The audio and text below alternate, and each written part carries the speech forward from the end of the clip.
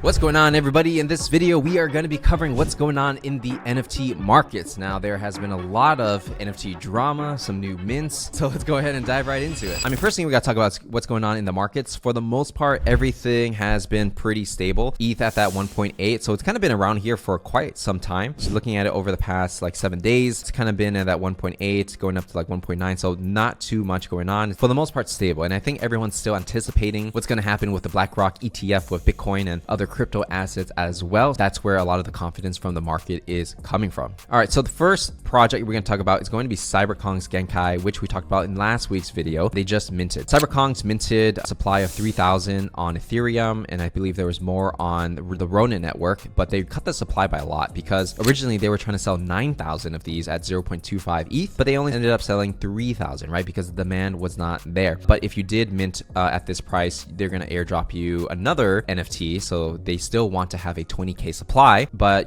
each one is going to be much cheaper, right? So if you go on OpenSea, what it's going to look like is there's 13k here, so that's going to be the ones on Ethereum, and the other 7k is going to be on the Ronin network. Just from looking at the numbers and the stats and the owners of, you can go into analytics and then you can see who the top owners are. So it's definitely going to be a lot of people who are already Cyberkong OGs, people that hold Cyberkong assets, whether it's the babies and Genesis. So I feel like those are the main guys that are supporting this collection, which is not necessarily a bad thing because at least there's a community, right? But when it comes to onboarding new people into this ecosystem, I feel like it's not a whole lot. And again, the NFT market is people are leaving, they're not coming in, right? So I get it. It's similar to Azuki, where Azuki did the elementals, right? But then it's most of the people that bought elementals were people that already had Azuki, right? So it's did it really onboard anybody? So it's kind of a similar situation in my opinion. But there's still potential for what this could be, right? This is Cyberkongz collaborating with Axie Infinity, which technically still is one of the largest GameFi projects in the world. I'm curious to see what they have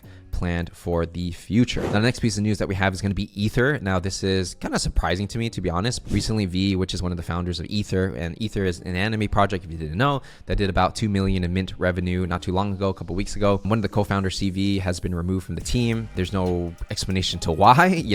People are did he rug? Did he quit? Was there founder drama? What's going on? How can you be a founder and immediately leave right after the mint? That really doesn't make sense. In my opinion, it's a little bit irresponsible, because if you do a mint and you're asking for people to buy your product, right, which is all right, if you leave right after, it really sends a bad message. If you're gonna leave or you had hesitations or thoughts of leaving, you probably shouldn't have been involved in the project to begin with, and you probably shouldn't have minted because you put so much of the risk on the holders, right? And the holders now, they're gonna feel uncomfortable. The floor price for any project, whether it's Ether or anything else, right, the prices can go up in a bull, it can go down in the bear, right? That's normal. I think the most important thing is intent. What is the intent of the person? Are they trying really hard? Are they trying to make it work with what they have even during a difficult market, or are they just bouncing, right? I don't have all the details to this. I'm in the dark like everyone else, but it's kind of weird. So I hope that they come up with a solution to everything that's going on, because as holders, you deserve the best. So I'm wishing the best for them. The next piece of news that we have is going to be Animoca invests 30 mil into this company called Hi. So Hi.com is kind of interesting. Basically, it's a startup where it's like a MasterCard. You can put your NFT on it, but the whole idea is you can spend fiat and crypto using this card. So conceptually, it's kind of like if you have USDC, can you use your USDC in a store using your card, like Starbucks or something like that, and use your USDC? And apparently you can using this product. It's pretty cool, and I can understand Animoca investing a lot of money into this, because if this becomes the future where everyone is spending their crypto using credit cards and or debit cards or whatever the case is, then that's pretty huge, right? So basically any MasterCard merchant can accept this card, so that's pretty cool. I feel like Animoca at this stage, they're so big, they're probably just investing in everything, whether it's a good project or a bad project. It's the strategy of buy everything and just own the entire market. It's not a bad strategy, right? We definitely have seen it in the Web2 world. It's kind of interesting to me to see what companies Animoca invest in, because they're literally investing in everything. The next piece of news that we have is going to be Pudgy Penguins. I've been following for quite a bit. Luca Nets, right? We did an interview with him on the Parallax before, but some things I want to point out is this. Pudgy Penguins, I personally think, is kind of leading the charge when it comes to selling Web2 products without really saying they're an NFT. You can see people taking,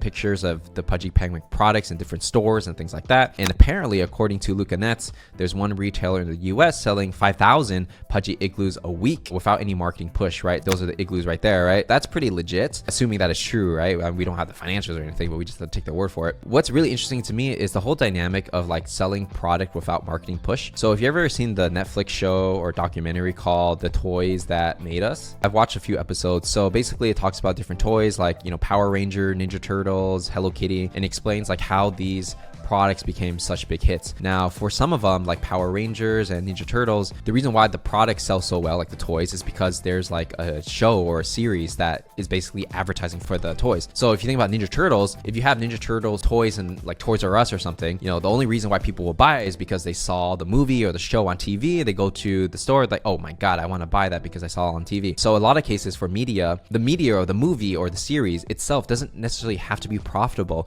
As long as the company believes that they can recoup their investment and more on the toys, they're willing to lose money on the media, right? Whether it's like Marvel or Harry Potter or whatever the case is. Of course, you want to make money, of course, right? But in the event it doesn't, you want to have a backup plan, a contingency plan to sell toys and other merchandise, right? Like if you think about Pokemon, you know, the anime itself, it's not the money maker. It's that when people watch the anime, they want to buy Pokemon Red and Pokemon Blue. For anyone who was alive during that era, that's pretty much how the game goes, right? So for Pudgy, it's interesting for me because they are able to sell toys because people like the cute design of the penguin, not because it's an NFT, not because they saw a movie about a penguin, but because the toy design itself is pretty cool and it's like direct response marketing, right? They just see it in the shelf or at the store and they want to buy it, and that's very powerful, right? Now you have to think like, okay, like if people already buy it, it's kind of like selling.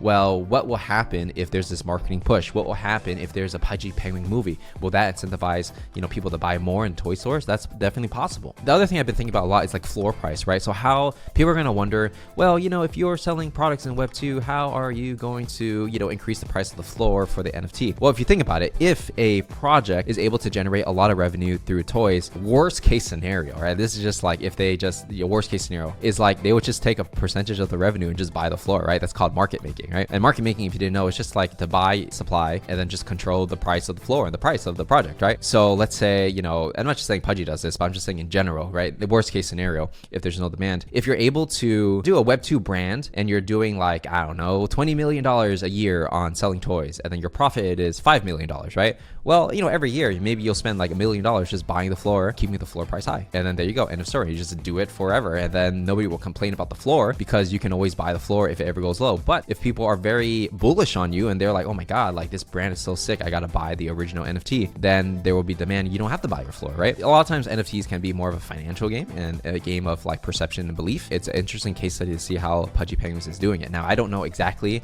how they are doing on the inside, or I don't work there, but it's definitely one of the more interesting case studies right now in NFTs, especially if you're someone who is doing any type of IP or you want to sell merchandise like physical product. And so with that said, that's everything we got to cover for this video. If you enjoyed it, make sure to give it a like, subscribe, turn on notifications, and I will see you in the next one.